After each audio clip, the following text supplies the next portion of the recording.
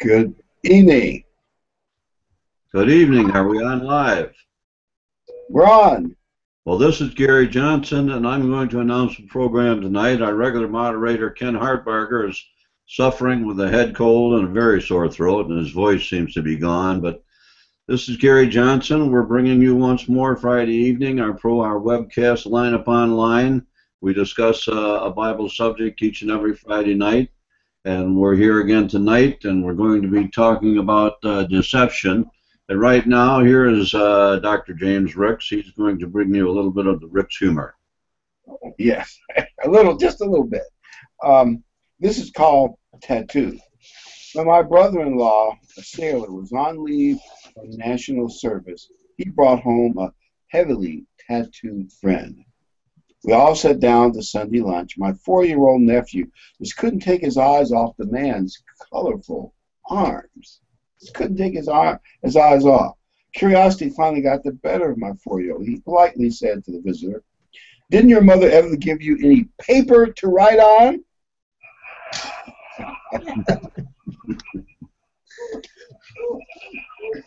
That was a little bit. That's a little different, isn't it? My second joke's called The Preacher and the Frog Princess.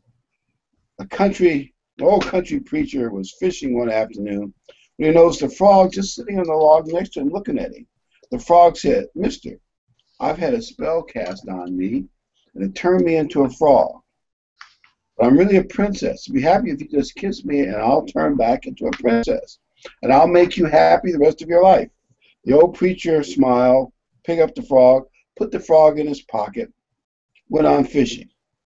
A little while later, the frog said, "Mister, I've had a spell cast on me. If you'll just kiss me, I'll turn into a beautiful princess. I'll make you happy the rest of your life." The preacher just smiled, kept on fishing. He checked on the frog again later in his pocket, and the frog said, "What's wrong with you? I told you, I'm really a beautiful princess. Just kiss me, and I'll turn back into a princess, and I'll make you happy for the rest of your life. What's wrong with you?" The old preacher just smiled and said to the frog, "Well, I'm sorry to tell you this, but at my age, I'd rather have a talking frog than a princess."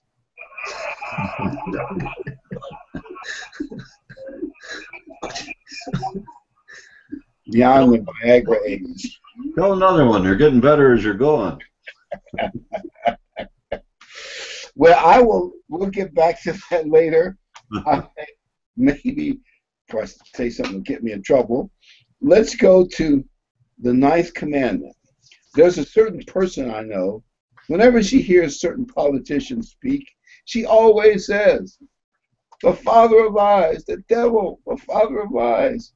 Well, that's actually in the Bible. We're going to go to John 8:44. When the devil speaks lies, he speaks his native tongue. He's the author of lying.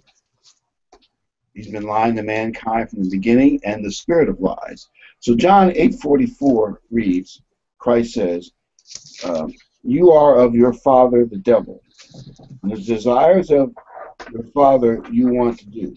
He was a murderer from the beginning." Of course, they wanted to murder Christ. "And does not stand in the truth, because there is no truth in him. When he speaks a lie, he speaks from his own resources, for he is a liar." Where they come from? They came from the devil.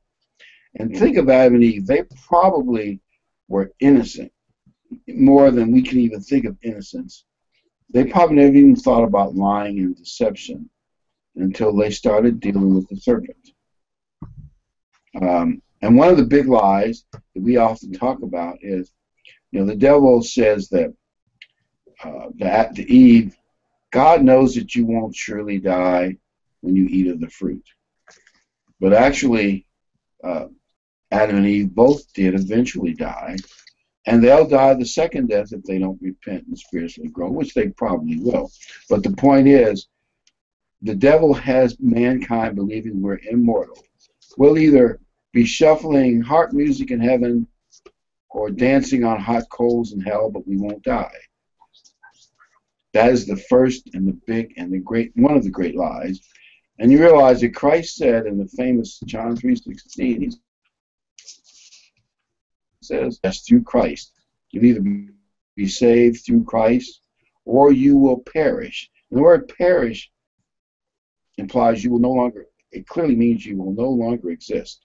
It's amazing how the world reads that scripture, but they never get the meaning of the word perish, P-I-R-I-S-H, perish, P-E-R-I-S-H. Isn't that what I said? Perish. Never mind. If I spelled it wrong, you all know what I mean, perish. But in Christianity, truthfulness is a way of life. We Christians should really be honest. What do you think, Dave? Well, I think the churches nowadays are they're just running with the lie of that you're never going to die. That's what the whole thing about when you die, you're not really dead. You go to heaven. Well, okay, either you're dead. Why would he say die if you don't really die if you go to heaven? So they're still running with the same lie that Satan told Eve. And lies are all around us. I mean, there was a time when if a TV commercial wasn't 100% accurate, somebody get in trouble for false advertising. They don't even come close to that anymore. It's expected. It's expected when somebody makes a promise to you that they're going to lie to you. So we live in a world of deception, deceit, lies, twisting of everything. I had a boss years ago. He said, if that's so-and-so calling me, tell him I'm not here. I said, but you are here. He said, but tell him I'm not here. I said, but that's a lie. He said, it's a white lie. And I said, you know, if I'll lie for you, I'll lie about you, I'll lie to you, and then I'm just a liar. And I said, so if you really want me to lie, I mean, I'll do it. He said, just lie. So I picked the phone up, and I said, I'm just going to make up a name, W. Oh, yeah, he's here today. But, you know, he's really in the bathroom because, let's face it, he needs to go really, really bad. And he didn't appreciate that answer. So after I hung up and I said, well, you're asking me to spread lies. Can I pick the ones I like? And let's face it, you're lying, you know. So he didn't appreciate the implication that he had to go to the bathroom really, really bad. You know, it's amazing that they'll lie to you, about you, for you, but boy, if you lie to them or about them, they go crazy, you know, in today's world. How could you do that? But our churches are based on lies. The education system lies to our children about global warming and who knows what else. I had worked, I ran the security for a circus, and I traveled with them. And we had to deal with the animal rights people, and they would meet at we had set up a little area. This is where you're allowed to protest for these poor animals that are living better than I'll ever live.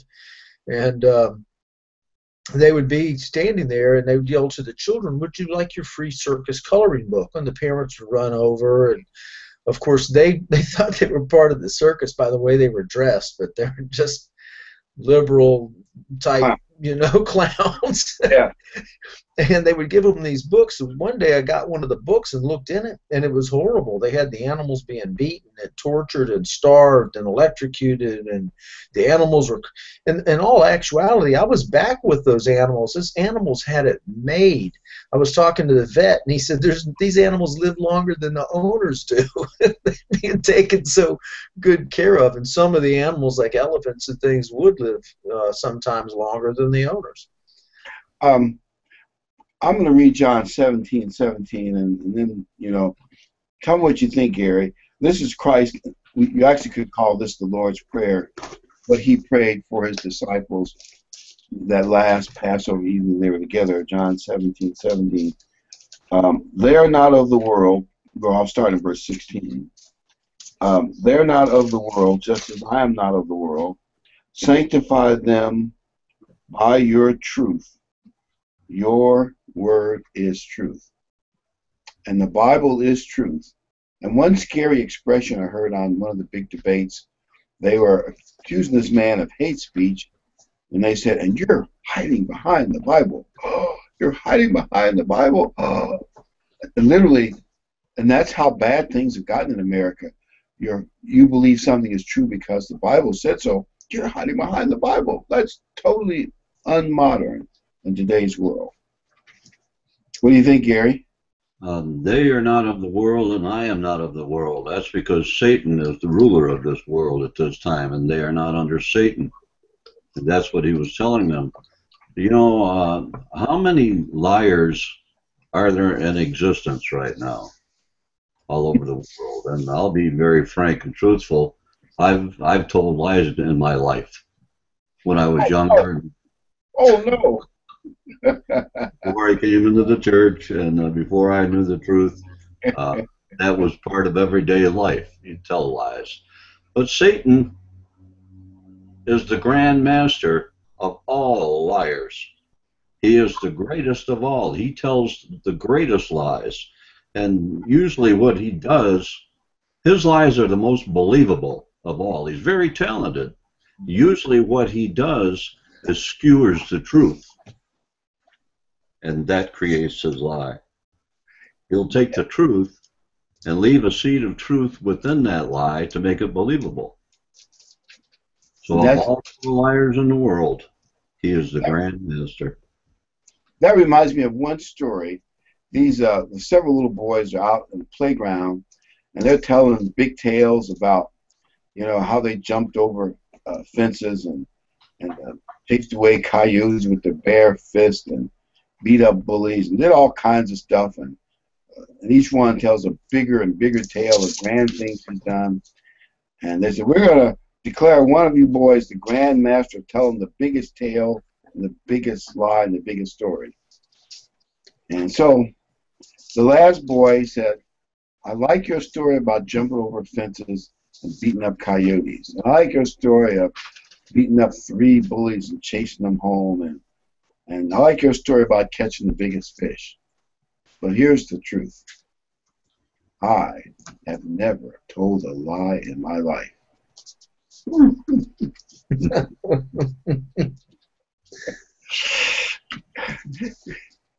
Guess who won the contest?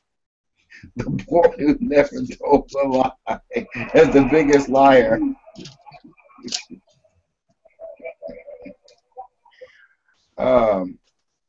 Yeah, I got to spell in the paper right, P-E-R-I-S-H, Parish. If I misspelled it when I said it or you misheard me, it was transmission slipping. It's P-E-R-I-S-H, Parish. Yes, that's what I said. Meant to say. This is what's written. Okay. We were talking in here about how dishonesty undermines good relationship between people. You know that you can't trust them. One of the things that God says, I think is worth thinking about, Proverbs 6. There's 6 things that God hates. 6 things that the Lord really hates the most. I thought we turned that down. Anyway, 6 things God hates the most. And they're abomination to him. One of the things that, of course, a proud look, and verse 17, a lying tongue. Calls will not be given. A lying tongue. It's interesting that it's near the top of the things that are an abomination to God, a lying tongue. And I was thinking about why that's true. Does it seem like lying is like an ointment, goes with all the other sins? It's interesting. Something bad, you often will lie as well. Well, it's interesting. When he was taken before the Sanhedrin, he said, "You are of your father, Satan, the devil, who was a murderer, and the truth was not in him from the beginning." He likens lying with murder.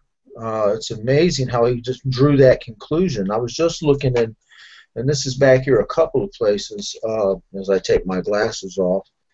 Let me read through this real quick before I...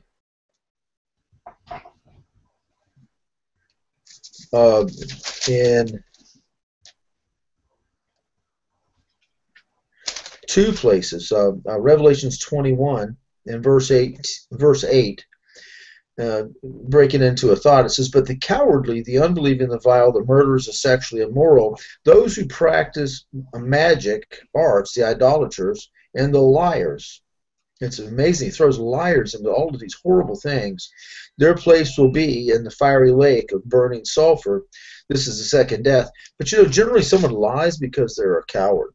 If you go to Revelations 22, and we'll start in verse 14, "Blessed are those who wash their robes, that they may have the right to the tree of life, and they may go through the gates into the city. Outside are the dogs who practice magic arts, the sexually immoral, the murderers, the idolaters, and anyone who loves and practices falsehood." What's this one? In Revelations 21, 27, "Nothing impure will ever enter it, nor will anyone who does what is shameful or deceitful, but only those whose names are written in the book of life." Okay, sorry, it was not what I thought. It's interesting that they talk about cowards because people lie when they're afraid to face reality. I was kind of being a little facetious before the program, but my oldest son looked at me one day and he said, "All right, Dad, I'm a man. I'm not going to lie. Please don't ask me anything. I don't want to have to hurt your feelings, but I'm never going to lie. I'm a man, and I'm going to stand up for what I've done, right or wrong.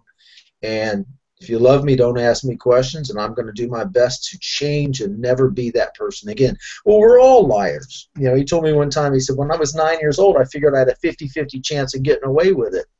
And he says, "For whatever reason, you always figured it out." He says, "Now I'm 34 years old, and I look at a 9-year-old, and I go, I can figure this out." He's 9 years old. But what kind of a mentality is it? I understand a 7, 8, 9, 10, 12-year-old. What kind of a mentality is it at 30, 40, 50, 60 that's still cowardly and will lie rather than face reality and man up and say, "I'm a Christian. At one time I was not acting as a Christian," and be strong. And I think that God wants us in our journey of repentance and overcoming to look at those things, fess up, be strong, and overcome it and change. Don't be who you were. One night, a year or so ago, James said, "It's not the things you did, it's what you have become." Well, as a Christian, we're supposed to become someone else. And lying to yourself, which we do, lying to those around us, and lying about what we've done or not done, or any kind of deceit's got to be purged from us so that the Holy Spirit can live in us. Otherwise, we're still an unclean vessel. What do you think, Gary? Well, that's one of the things I wanted to point out is sometimes people lie to themselves, and they seem to want to believe this lie so badly that eventually they do start to believe it somewhat. I noticed the other day I was watching one of the news reports, and there was a same-sex advocacy group, and they said that they were directing their statement to Christians, and they said, "It's too late. We've already redefined marriage. It's already done. You can't go back." Well, it's not theirs to redefine. It's not theirs to define one way or another. So, in fact, they've stolen. Yeah. The only really accurate definition of marriage is that which God has joined together. But you would never get them to accept that truth. But I think that they actually are starting to believe their own lie somewhat. No, they're absolutely believing their lie. I mean, how do you stick to it with such vengeance and aggressiveness if you haven't lied to yourself into the confusion of belief? It reminds me of Isaiah 59, which says, "They grope for the wall like the blind. We grope as if we had no eyes." In other words, sometimes when you live in deception so long, you can't really see clearly anymore. That's right. Things are hard to see. And I think that's part of the fruits of too much lying, that you really get yourself all mixed up. Here's something interesting that I felt a little surprised with.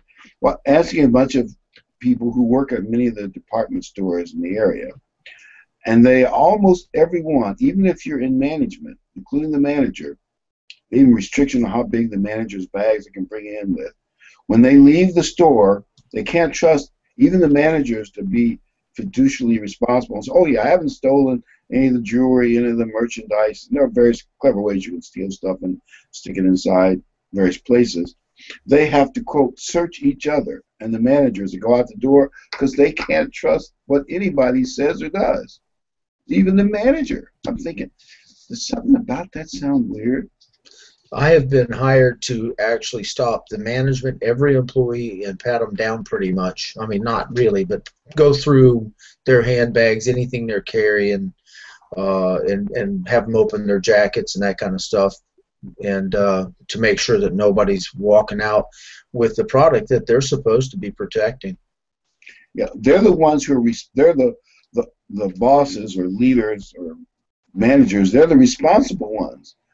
And if the responsible ones can't be trusted, you can imagine what it's like as you go down the line. You can't believe what anybody says. I was hired, this is kind of silly, and it's true, but I was hired at a ladies' underwear place that sold very expensive ladies' underwear. And my job was to make sure that anybody working there, and they were doing some reconstruction stuff, and my joke was I was the panty police because I had to see if anybody was stealing these high-end panties. But that was my job. I'm staying out of trouble. I didn't say a word. My wife looked at me, she's like, never in my life did I think that I'd marry a guy whose job was to search you for panties. You know? But, you know, we're talking $60, $80 a pair, and you can fit an awful lot of pairs in a pocket, you know. And they wanted to watch that product, and that's the world we live in. You know, it starts off with things like the tooth fairy. It starts off with Christmas, Halloween, Easter. Your parents look you square in the eye with a straight face, tell you that a 380-pound fat guy has flying reindeer, and he's going to slide down your chimney, which sometimes is lit, and bring you stuff, and then somehow magically go back up the chimney and hit every house in the whole world in 8 or 12 hours. Even doing the whole thing if it's always night because it's 24 hours. That's a pretty good trick. And the next thing is that a fairy's going to come in and buy your teeth, which, let's face it, are useless, and then tell you that a bunny's going to lay eggs, and there's 3 days and 3 nights between Friday and Sunday. Everything is a lie. So what do you think your children are going to do as they mature and grow up and realize you can't count to 3 and only 2.5?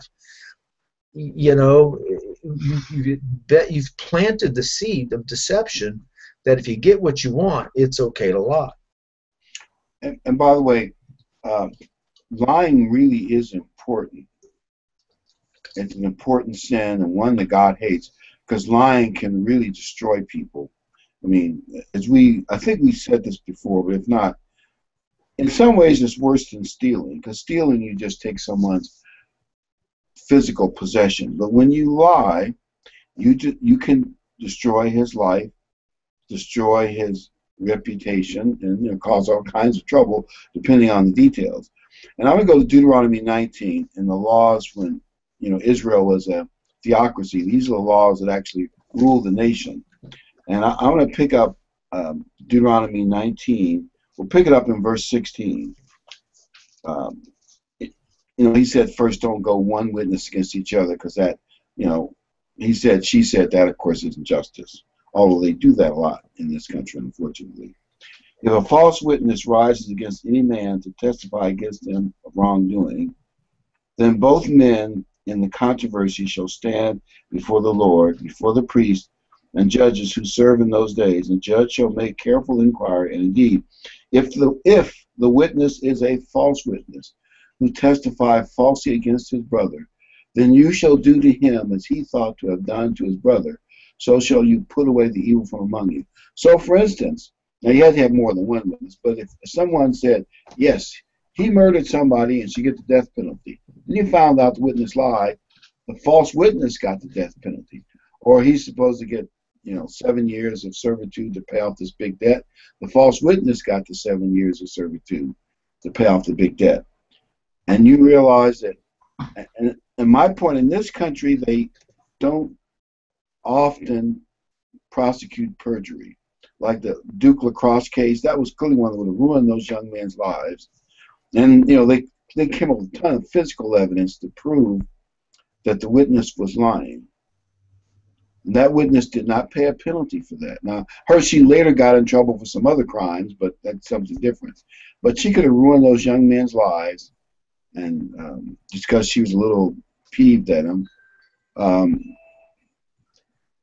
I'll probably get in trouble for saying this, but the people who lied about Ferguson, because the physical evidence proved that the hands up stuff was false. To my knowledge, one was a small-time criminal that was his partner in a strong-arm robbery, Ferguson. He suffered no legal penalty for that lie. And I'm thinking, God telling the truth, especially in legal cases, is important to God. And I think some people don't realize how much damage they can do with a lie. Well, also, if you realize that the Bible says, "For I am the God of truth, and I am truth," and all of these statements about righteousness and truth, when you lie, you're stealing truth. It's sort of a form of blasphemy. I'm going to take truth away. Mm-hmm. How about if it's just a little white lie? Are those okay? They don't hurt anybody, do they? I'll tell you what, I did read one book. They discuss, I'll just mention it. I don't know if I wasn't going to mention it, but maybe we should. Let's say, for instance, it's Anne Frank, and the Nazis are pounding on the Gestapo, wants to find this girl, put her in the death camps. And you have her hidden in a secret room. And they ask you, are there any Jews in this house? I don't know. In a case like that, I have to think that might be the exception. There's probably a way to answer it that is more nebulous and whatever. You can maybe answer it with a question like, well, why would I want to hide a Jew from you guys? You didn't actually tell them a lie, but in a sense you answered their question with a question, and they probably would assume, oh yeah, you want to be a good citizen of the Third Reich, you don't want to do anything. They assume that. You didn't actually lie, but there may be ways you can not rat somebody out to the death camps without lying. But even if you had to lie, I don't see God. I think God would recognize, instead of destroy somebody's life, destroy his reputation, a whole bunch of other things that lies. Your lie was meant to save somebody from the death camp. Well, that's a military tactic right there. It's disinformation to save life. Also, if they say, do you have any Jews in the house, and you only have one, no, I don't have any Jews. That's plural. Yeah, that's true. Yeah, you find technicalities to get around it, and that may come true for some of us in the future.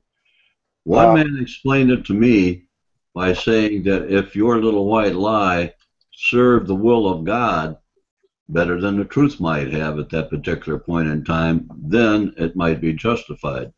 I don't know if there's ever been a time like that, but his argument was strong. It was very believable. What about Abraham and Sarah? This is my sister.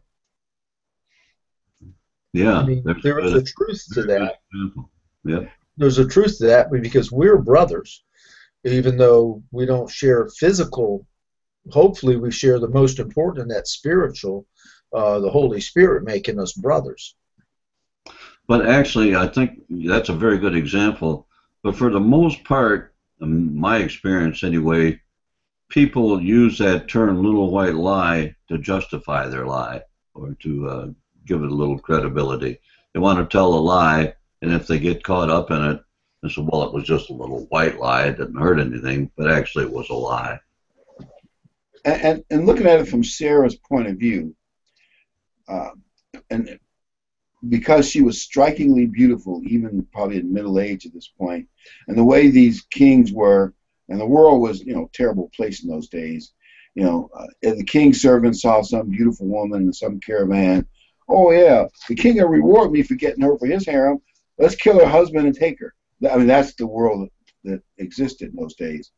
I suspect that some ISIS people, as they take some of these Yazidis and Christian women that they capture in Mosul and places, who are attractive, At least I've heard this discussed in the fact it curse on because they kill their husbands, boyfriends, dads, relatives, and sell them off for the harem for some fighter for ISIS.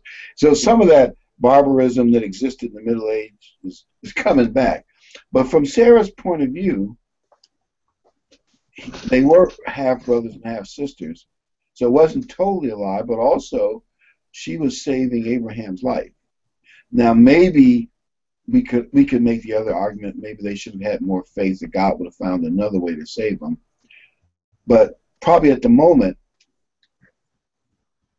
it probably didn't occur to them. You know, and the excitement of the moment. They're only human. Yeah. Is that your husband? Yeah, kill him. I mean, yeah, at least that's what you think they might have done.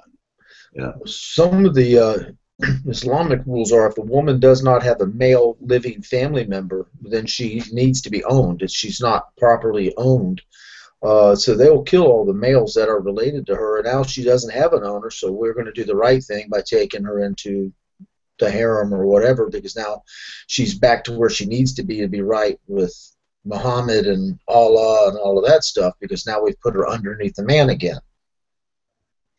As a matter of fact, that's something similar that happened in Africa by Boko Haram. As I understand it, they're now also affiliated with ISIS.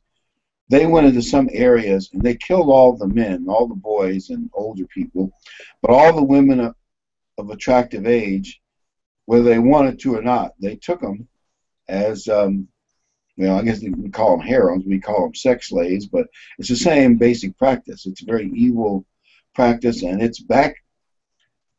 Some of the weird things are back afloat, and in spite of what you hear. Oh, by the way, hope this doesn't offend anybody, but the guys in our intelligence agencies who work for the government, they've been complaining for several years now. Their reports that go up the channel have been censored, so that it appears ISIS is losing when they're not losing, and that's what I guess the White House dispenses and the Pentagon dispenses to the press. Because doesn't it seem interesting? I'm saying I call it a form of lying, and it is. And it's a very dangerous form of lying, so that all the people think their policies are working when they're not working. Isn't that troublesome? Maybe that's tactical deception to allow things to continue in motion how they are.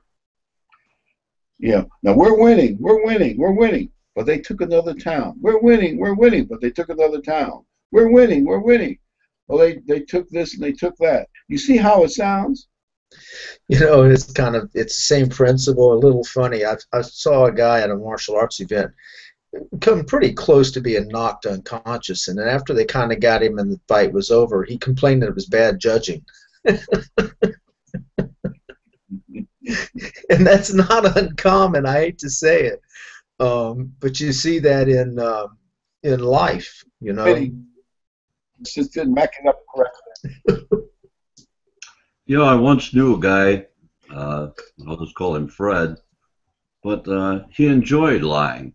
It was a game to him. He saw it as a challenge every day. I remember one time someone said about Fred, they said that he would rather lie than tell the truth. He'll lie when the truth would serve him better because he enjoys it. But that around the world, that's a way of life in the human race in all countries. And I believe that the fact that the leadership in almost every country, and by the way, before the program started tonight, I asked you if you had all watched the debate Wednesday night. What was our subject matter here that made me think of that?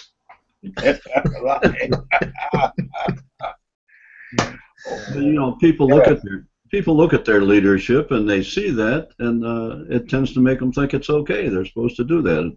You know, as a young man, I took up smoking because my dad, my uncles, my older brothers, they all smoked, and I thought I was supposed to. They were the leaders of the family. The big smokestack. Yeah. I had family members saying you're not a man if you don't smoke. I mean, watch all the movies, you know. Yeah. Remember John Wayne, his last few years of life came out and said, you know, this is killing me. you know. And I figured if it took John Wayne out, the rest of us don't have a chance, you know. You know, I made one wise decision as a teenager. And anyway, I won't get into all the details, but I was about 15 or 16, done a lot of stuff, and had a driver's license. And there were a lot of 11 and 12-year-olds smoking all over the place. And I tried a few times, just didn't like it. And I said, but it'll make you look more grown up if you smoke. I said, wait a minute. I look pretty grown up. I matured fast. I look pretty grown up already. And there are these 11 and 12-year-olds smoking. How is smoking going to make me look more grown up? At least I was smart enough to figure that out because I already passed that stage. That much younger kids were doing it. But I do understand that it got most people. You look grown up, you got to smoke. I was blessed and never got hooked on it. It kills you in a terrible way. Terrible death. Respiratory. I have a friend of mine that's an EMT, and I saw him years ago. Just walking through a mall, he was sitting there. Hey, went over and talked with him, and he said the worst deaths he ever sees are respiratory. And he said it's just terrible. And I told him I have asthma, and I said I'm asthmatic. And the look on his face was very concerned, very hurt, because he's a buddy, you know. And he said, I'm so sorry, because if you go from that, it's terrible, you know. And why take healthy lungs and beat them up? You know, actually, we're still on subject here, aren't we? Because smoking turned out to be a lie. It was supposed to make you look older. It was supposed to be romantic. It does make you look older. Yeah. You get the wrinkles faster. That's what they now sure do. Go ahead, Gary. I'm sorry to interrupt you. Well, that's just the point I wanted to make, is that is a lie. So we're right on subject here. Well, in Hollywood, everything they do is a lie. I mean, they tell you smoking and the drugs and the partying and going from girl to girl to girl to girl to girl is going to make you happy. And none of that, nothing we're being sold in music, in radio and television or magazine articles, nothing is true anymore. So that's another point. Not all lies are spoken. Some lies are your action. By what action you take. And inferred. A lie. Inferred. I saw someone say, you mean wipe it with a rag? Knowing exactly what the question was. You know? It's like a famous politician in the 2012 election said that a big lie, which if you tell on the well of the Senate, you can't be sued for, he bragged about, and he admitted it was a lie. He knew it was a lie, but it helped win the election, so he bragged about it. So in other words, lying is no longer looked down upon. And our founders are such men of honor. These sacred truths in our honor, you know, the things they wrote. These men, our founders, men at that time in our country, if a man's honor was in question, they'd have a duel. That's right. They would get dueling pistols and look the other guy square in the eye and take him out for lying about my honor. And it used to be a handshake was all, and even some big businessmen like Ford and Walmart, I believe some of their early deals was just a handshake. They could trust each other. Now you realize they can't do that now. They have to have tons of lawyers for many reasons, but you can't trust people. And back then, they would declare that their word was their bond. In other words, their word was that if they gave you their word, you could count on it. It was the truth. Years ago, I had a fellow that came to me, a friend, and wanted to buy a safe from me, and because I was getting another safe. And I said, okay, you know, I'll sell you this safe. It's an inexpensive safe. And he said to me, well, as we're bringing it to his house, he goes, I really appreciate you not having me sign a contract. And I thought, where did that come from? Why would you have to sign a contract with me? You gave me your word you're going to pay me $25 a week or whatever it was. And they make more money than I do. He refused to make payment on that safe. He said, well, my wife is giving me a hard time. But I'll come and I'll help you. I'll do this. I'll do that. He called me, a month ago, something like that, and he said the safe was beeping, so I thought the batteries were bad, and I replaced them. Well, I couldn't open the safe, and so I contacted the safe company, and they said, oh, no, there's no way to open that safe. You're going to have to find somebody to cut it in half. It can't be opened. And my wife said, I guess you get what you pay for. So now he's got to pay somebody to cut it in half because he's got it, his children's birth certificates and important stuff in it, and then he still has to go buy a safe. So I guess things do tend to come around. Well, lying is a trap. You've probably heard the saying that if you tell one lie, pretty soon you're going to have to tell two more to cover up that first one. And then you're going to have to tell four more to cover up those two. So the trap is like trying to build a tower of dominoes. You can build it and build it and build it, but eventually it's all going to come crashing down. Well, a perfect example is right back to the Garden of Eden when he comes down and he said, "Where's Eve? Where have you been?" "Well, we were hiding." "Why are you hiding?" "Well, because we're naked." "Who told you we're naked?" "Well, the serpent did it." Okay, then he looks at Adam. "What's going on?" "Well, that woman," everything was deferring. And even though there was some truth in that, it was deferring the facts. It was redirecting.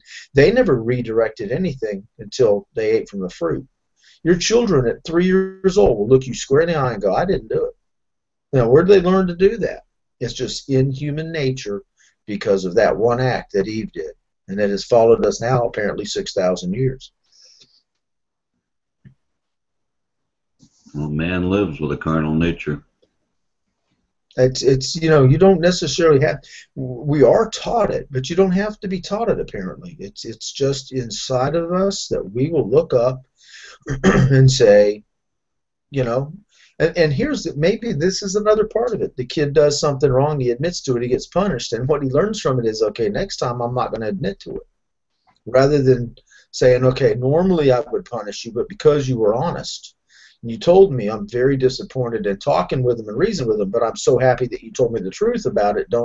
But I think a lot of us as parents go, "What? You did that? Pow." And now the kid goes, "Oh, all right, well, I got the end result for telling the truth." There's the confusion.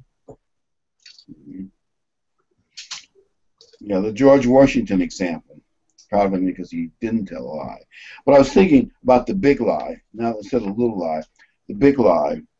At the apocalyptic scale, and this is a quote, "the broad mass of a nation will more easily fall victim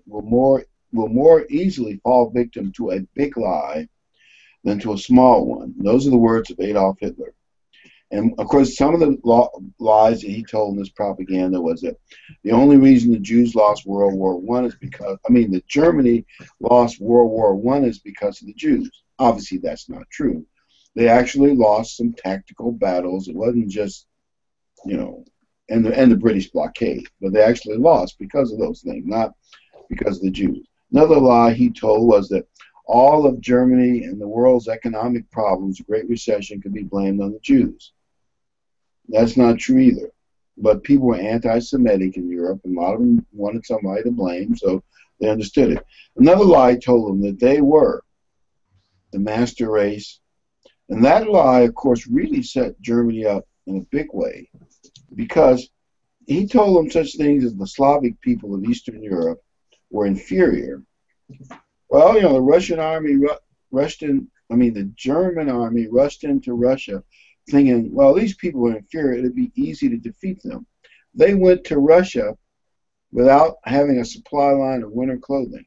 There's going to be a quick, easy victory. Of course, you can read the story of how tenacious the Russian soldiers fought, and the whole, that's a sad tale. But that lie, Hitler destroyed Germany. Germany had the greatest disaster, percentage-wise, of men lost and everything else, cities destroyed, than anybody, because of the big lie. The reason I'm mentioning that now is I believe the world is still facing various forms of propaganda which push the big lie in the world. There are people that are, I'm going to use the term you hear on the radio, they are low information voters, or those who are lowly motivated to find out the truth. They're easy to fall for lying propaganda. And I also believe some politicians, quite a few, believe that the public is too stupid and backwards to know what's best for them, so they lie to them as a way to get in certain programs that they course, they think will help them get reelected, and are good for the greater socialist whatever. And that really is their perspective. You have to lie to the dumb masses because they are smart enough to know what's best for them. And you think about how evil that is. But that is much of the world. And I believe it's coming to our country more and more. And our younger people, I said to somebody, why are you voting for that person? And she said, I did my research, and they're on the right side of everything that's important. And more research came from her was she didn't know anything about, she never heard of Karl Marx. She didn't know anything about socialism. What was important to her was gay marriage, free phones, abortion, all of the things that have that are thrown out there to confuse younger people who don't realize that what's really happening is a trap's being set. Yeah, and when you all have probably heard Jay Leno's Walk Around or Water's World, where they ask usually young people, often college students, but regular people on the street too, just real basic questions. And it still amazes me how little they know. I'm thinking, am I an aberration because I know all this stuff? I don't think so. The people they're dumbing them down, and they're happy with it being dumbed down. I have I guess she's a grand niece through marriage, a real pretty young girl, quiet. And as I'm getting to know her a little bit better and better, I go on her Facebook, and she put on there these things like the Water's World. And I guess she's just short of 18, 17, something like that. And she really has it together. And I think it's more my son and daughter-in-law spending time with her, but going, think about this. If it looks like a duck, it's probably a duck. If it looks like a giraffe, it's probably a giraffe.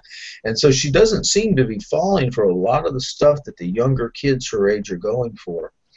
I deal with younger people because of my business, and some of them, I'm lucky. It seems like they come from decent families where they kind of are thinking, but they tell me what the other kids at school are thinking. One girl was telling me her entire class says that all we need is just an emperor, just a world emperor, and everything will be fine. Just a king of the world, and then he'll make all the decisions what's best for everybody. And I said, can you ask him what happens if that emperor becomes corrupt, if he's evil? And they said, oh, but he could never become emperor if he was corrupt. And you asked, what history book have you been looking at? Almost any history book. Oh, well. Enough to say. Well, she also told me that she's not allowed to let her parents see her homework either. Oh, yeah. They want the kids to lie to their parents about stuff in the curriculum. I've heard that as part of Common Core. I mean, I've heard people say that.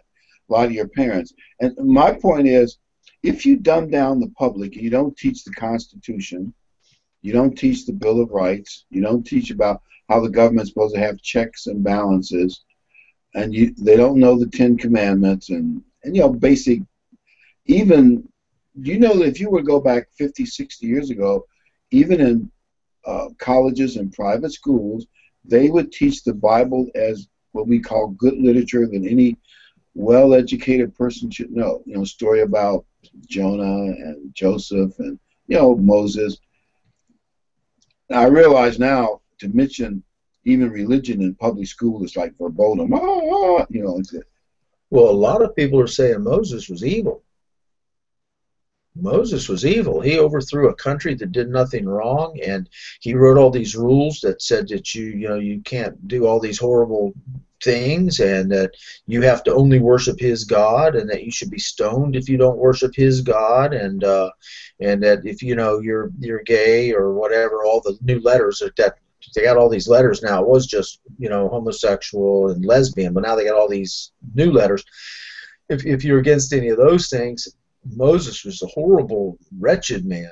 And the guy that played him in this last movie came out and said he was a sociopath and a psychopath and all these things.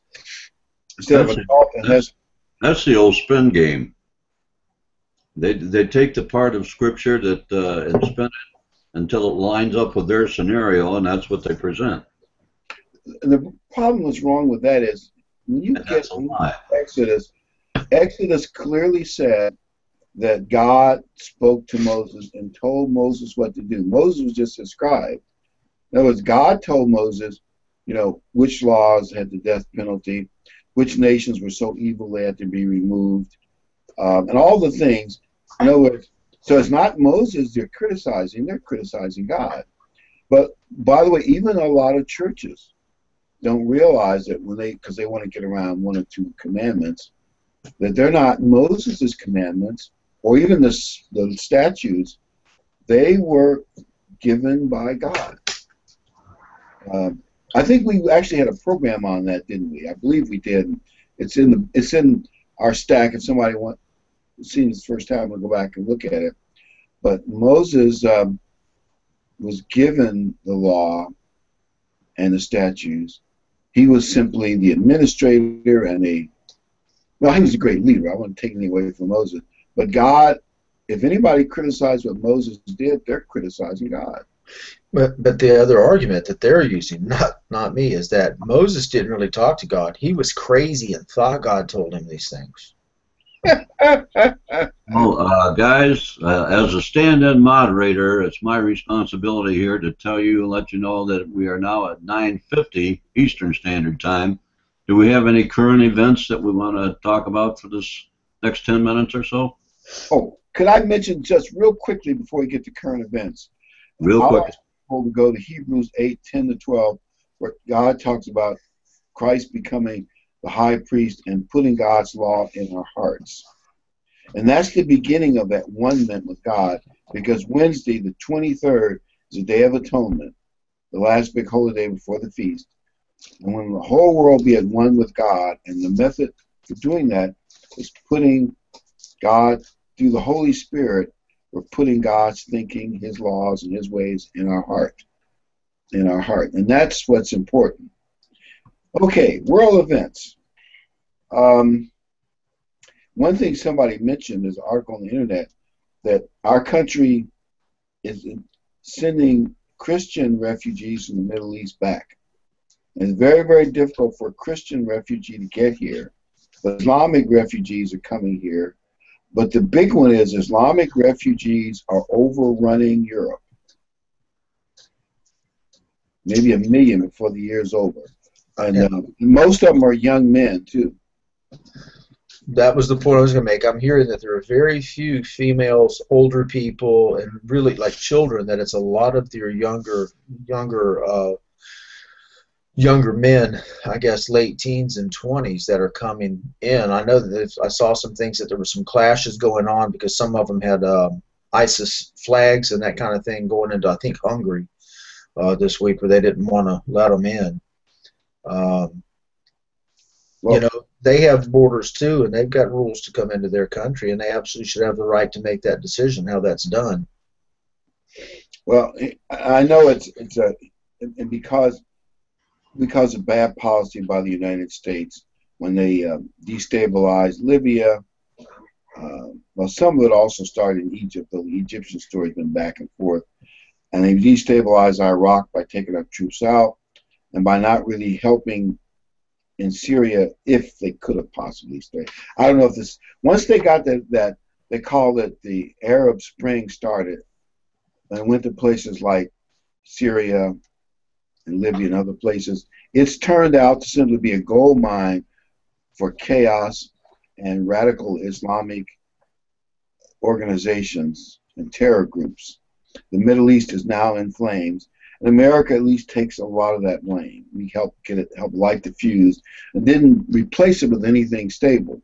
Now that all these refugees are flowing out of the Middle East, don't we know for sure that it's going to initiate animosity between many of the Europeans and the Islamic refugees that are going to storm in there? It's almost a certainty. Well, I watched something earlier this week, and I may have partial information on this, but the moderator said something to the effect of, is when we brought Saddam Hussein down, we kind of removed some of the checks and balances with Iran, because those two stayed back and forth with each other, that it kept Iran kind of having to deal with that. And now that he is done, and Iraq is disabled, by the way, that's biblical, that Iraq is disabled, then we go ahead and free up 100 to 150 billion dollars in assets that they can use, and they come out and say that this is going to, some of this, if not all of it, will be used to finance terrorism. We then allow them to start making deals and treaties with other countries, Russia, possibly North Korea, and developing nuclear weapons. My thing is, they go, well, it'll take them 10 years to develop one. Okay, I don't want to die in 10 years. I don't want my children to die in 10 years. I don't want anybody to die in 10 years. So this is a completely bad deal all the way around, best I can see. Perhaps if we'd have minded our business and let Saddam stay there, those two would still be going back and forth and everything would be business as usual. And even if you say Saddam was dangerous because he harbored terrorists, and that was bad, pulling our troops out really messed it up, because with American troops there, it's still somewhat of a counterbalance. Of course, everything is totally destabilized, but here's how it might fit in the Bible prophecy. Just a thought. If someday the king of the north in Europe gets so sick and tired of all their Islamic problems and they start cracking down on Islamic rebels or kicking them out, then the king of the south, which will be some Islamic caliphate, eventually somebody's going to win the fight. ISIS maybe, or maybe anyway, whoever wins the fight, they'll have a natural animosity to Europe and vice versa. So I can see how that Bible prophecy could be fulfilled very easily. And it's hard to know what's going to happen. I read one article, they said, well, let's assume it goes like everybody thinks it will go. Within a few years, Iran will be a whole lot stronger because they get to buy regular weapons, which they couldn't do on the way the UN had.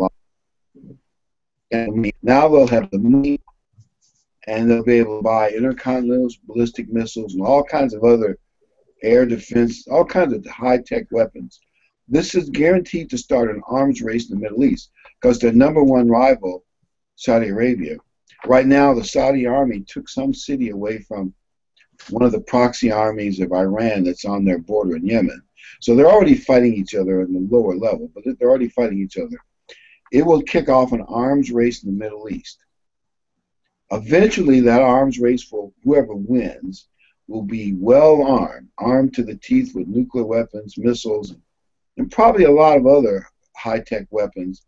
So the King of the South is not going to be just some little Arab state that's an easy knockover for anybody. They're going to be a real threat that the King of the North will have to take seriously. And I believe this deal and other things that have come along are setting off a great arms race in the Middle East. And I guarantee you Saudi Arabia is not going to sit by because they know the Iranians will cheat. It's a question of when they break out. They'll get it all set up when they're ready to break out for a nuclear weapon in a few months. So the Saudis have to be working on getting one, and probably so will Egypt. To me, that seems very logical. No, it's a natural progression.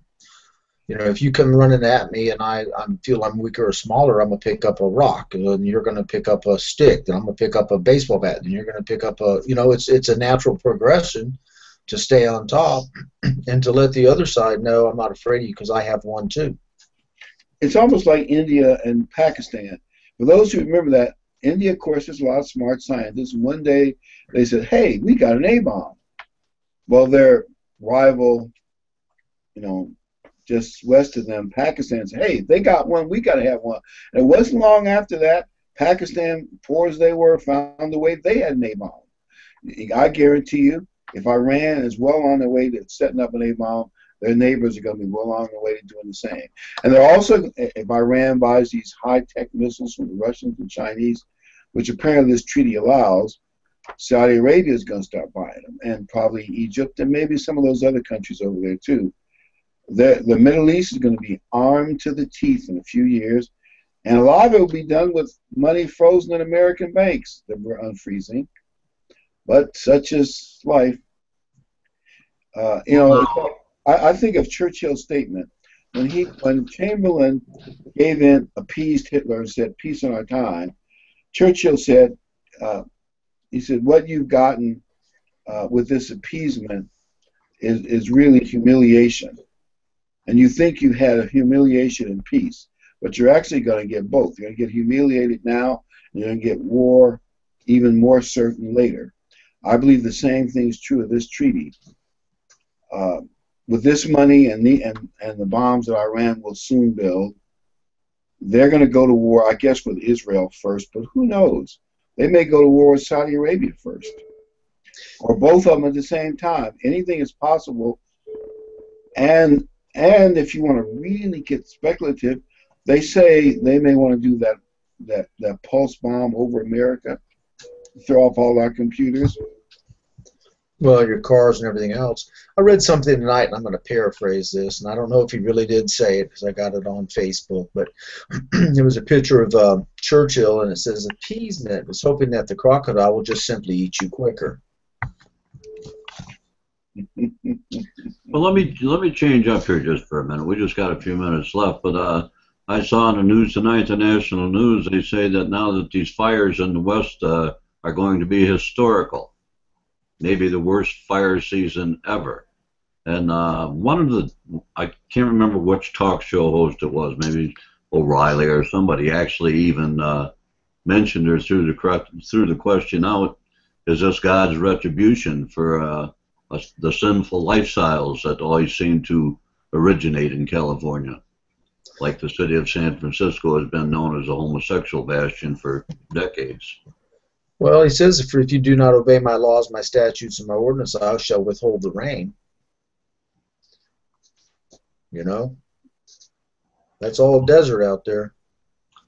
For a long time, I've thought, and I mentioned, I put it on Facebook, that the best chance that they have out there to get these fires stopped is if the governor of that state would call for a statewide prayer, and he himself go out and get down on his knees on television and lead that prayer and ask God to intervene. So a lot of people are beginning to think that, but what chance is there that will happen? When pigs fly. Sure. Sure. Zilch. Brown is not, and if he does it, I'm gonna eat my hat. No, you can count on the fires are going to keep on burning, I believe. But I guess it's got to stop sooner or later. But I don't expect any repentance from California. I just hope America has a reasonable turn back toward God. And right now it doesn't appear that's going to happen. Well, I'm going to be in California in about 10 days. I want to hit it and get out. Visit my church brethren and love them and go away. Well, I got two more too here. I guess are we ready to check out? Well, we're coming to that point. I think we've covered it. We'll see everybody after the feast, right? And hopefully some of us during the feast. Yeah, and some of us during the feast. Yes, this time next Friday, I'm planning on being in Indiana. We're happy you could make it, and so glad you are here, and hope that we've been able to make God's word more clear.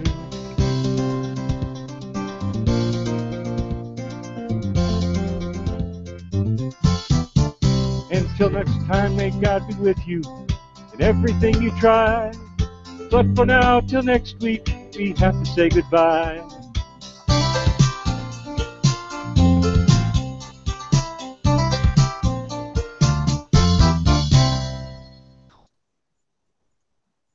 Good night, everybody. Good night.